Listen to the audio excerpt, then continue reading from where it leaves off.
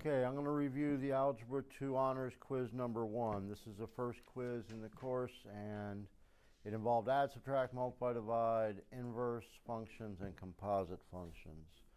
So you have 3x cubed plus 1x cubed makes 4x cubed. Negative 2x squared and 4x squared combine to give you a positive 2x squared. 5x and negative 8x gives you negative 3x.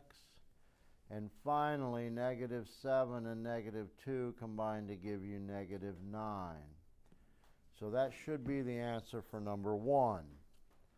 Number 2, you might want to distribute this negative. All that does is change all the second signs. So if you bear with me, that's going to become a positive 3x squared, a negative 2x, and a positive 5. 1x cubed and 3x cubed combine to give me 4x cubed. I rather think of it as combining than adding and subtracting. You're right. Only one of them is cubed, right? Yes. So there's only one cube? Is that the only one? Yes. It looks like that's the only cube, right? However, are there squareds? Can I combine two of the squareds, x squareds? Would that be minus 1x squared? 2x and negative 2x add to 0, and the only thing left here is plus 5. So you can see how easy it is to make a mistake. I thought I saw another cube, but that's actually a square. So hopefully this is the answer for number 2. Number 3 is multiplication. You're going to distribute. 3x times x is 3x squared. 3x times 5y, 3 times 5 is 15, and you have x times y. Now think of this as a negative 2y times x. That's a negative 2xy. Negative 2y times positive 5y, negative times positive negative, 2 times 5 is 10, and there's y times y is y squared. Many times the middle terms will combine. 15xy take away 2xy, I think would leave you 13xy, and minus 10y squared. On number 4, if you recognize this as a plus b times a minus b, you know that that's going to equal a squared minus b squared. That's called the difference of squares. And so if you square this, you'd have 9a squared. Minus, if you square that, you'd have 4b squared. That would be the answer, but that relies on you knowing the formula. Let's try it through distribution. Okay, hopefully we'll get the same answer using distribution. Let me just make a little room. Get rid of that and that. 3a times 3a, 3 times 3 is 9, a times a is a squared. 3a times negative 2b. 3 times negative 2 is negative 6. A times b would be ab. How about 2 times 3a? 2 times 2b times 3a. 2 times 3 would be a 6. B times a could be a times b. And 2b times a negative 2b is a negative 4b squared. So you have 9a squared. Many times these combine. In fact, these add to 0. And you would have this, hopefully the same answer I got using the other formula.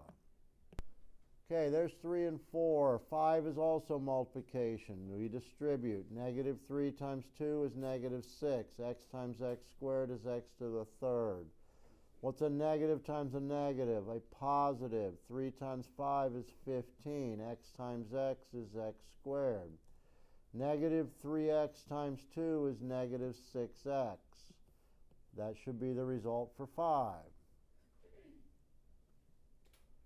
On to 6. We want to do division. We can do long division. We have 4x cubed minus 2x squared plus x minus 7. This is divided by x minus 2. x times what is 4x squared? X times 4x, 4x squared, because I need it to be a 4x cubed, right? 4x squared times x is 4x cubed. 4x squared times negative 2 is negative 8x squared. In division, you change your signs and add. That would give me a 6x squared, and I'm going to bring down my other things. X times what is 6x squared? Well, x times 6x is 6x squared. And 6x times negative 2 is negative 12x, right? Again, in this point in division, you change your signs and add. So I think that is what, a 13x minus 7, I believe. X times what is 13x? Well, that'd be a positive 13. 13 times x is 13x. 13 times negative 2 is negative 26. Again, you change the signs and add. So what is that? Is that a 19? That's your remainder. So what you do is you put plus the remainder over the divisor. Okay, I believe you also could have done this through synthetic division. All powers represented decreasing order, x to the 3, x to the 2, x to the 1, x to the 0. So they're all represented. What are my coefficients? 4, negative 2, 1, and negative 7. That's these coefficients. Leave a space, draw a line, make a box. The number that goes in the box is whatever makes this 0. So I put a 2 in. First number comes down, multiply. 2 times 4 is 8. It goes here and you add. That gives me 6. 2 times 6 is 12. Then you add is 13. 2 times 13 is 26. You add is 19. That last number is always your remainder. So that means 4x, one less power would be squared, plus 6x, plus 13, and plus your remainder over your divisor. So hopefully these two are equivalent answers. You could have done it long or you could have done it synthetic. It doesn't matter to me. I just need you to be able to divide. Eventually synthetic's going to become very important for high-level factoring. Okay, we're going to do the same thing with 7. This also is division. You have 2x cubed. I don't see any x squareds. So I'm going to put 0x squared plus 5x minus 3 divided by x plus 3. X times what gives you 2x cubed? X times 2x squared, I think, right? X times 2x squared. 2x squared times x is 2x to the third. 2x squared times 3 is 6x squared. If you didn't put that 0x squared there, you wouldn't have a column for it. So I recommend you put in that 0x squared or any term that's missing. Again, change your signs and add.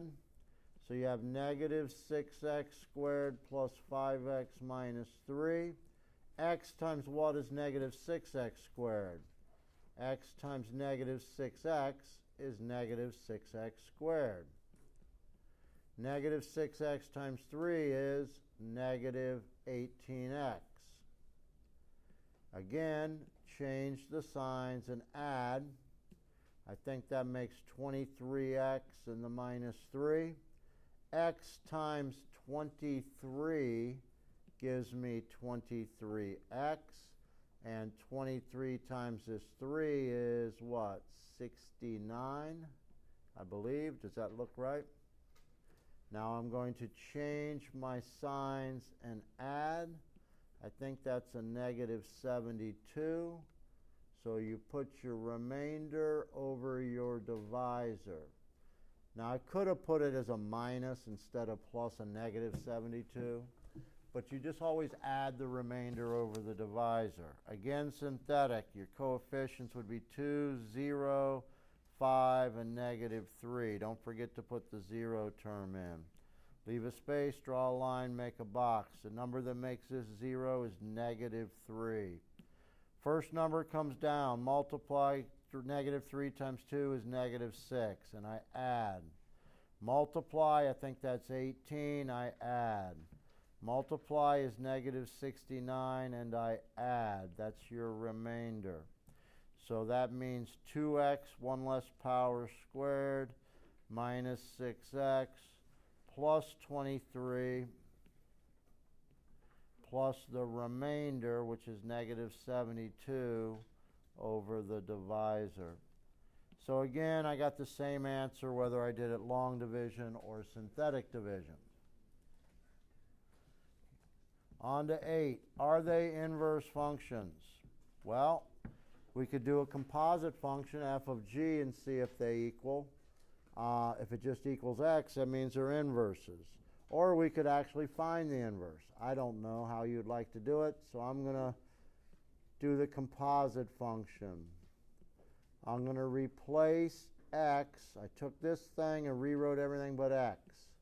I'm going to replace it with this other expression, 2x plus 15 all over 3.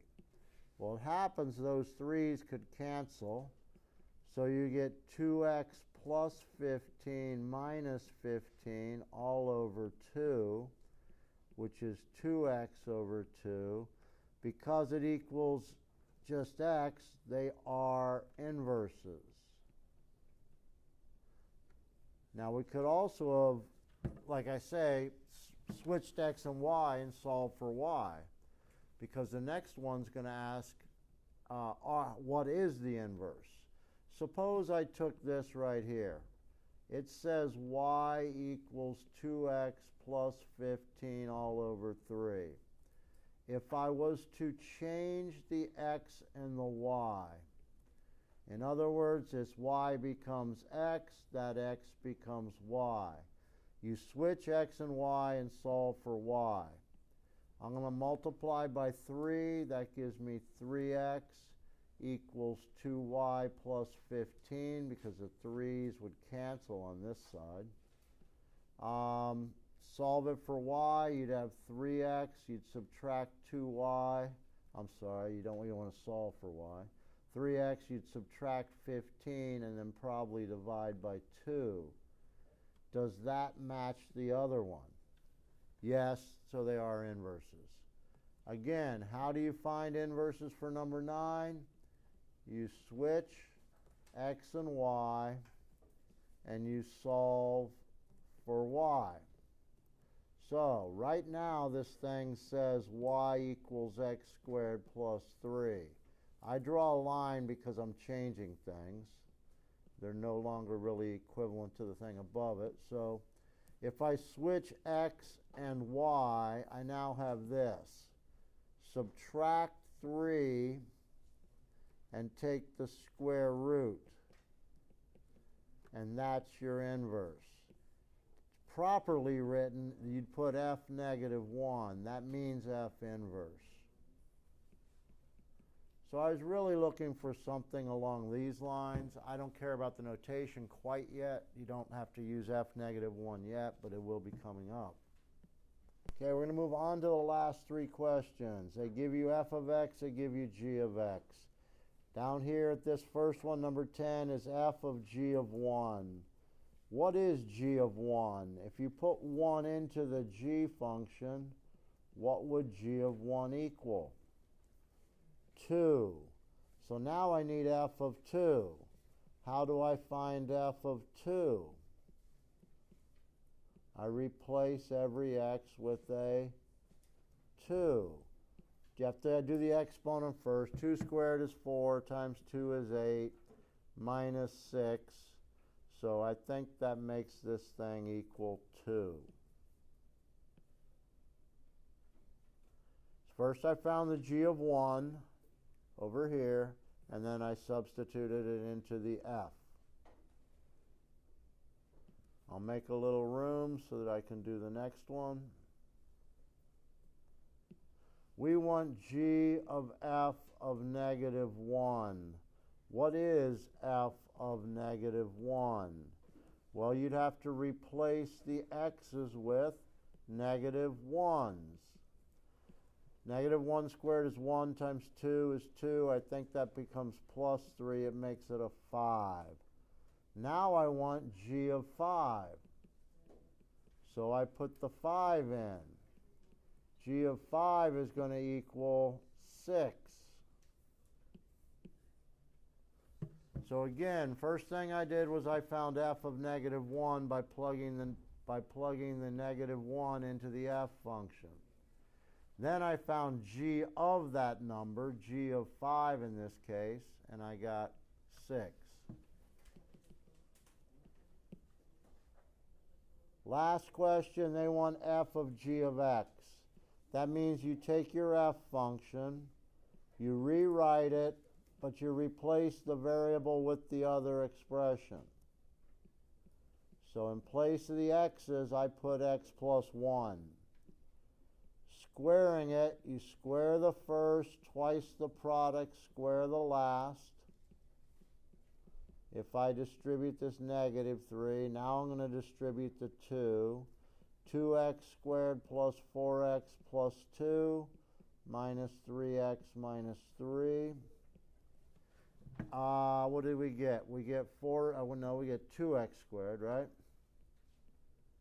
2x squared. How about these x's? What's 4 and then minus 3?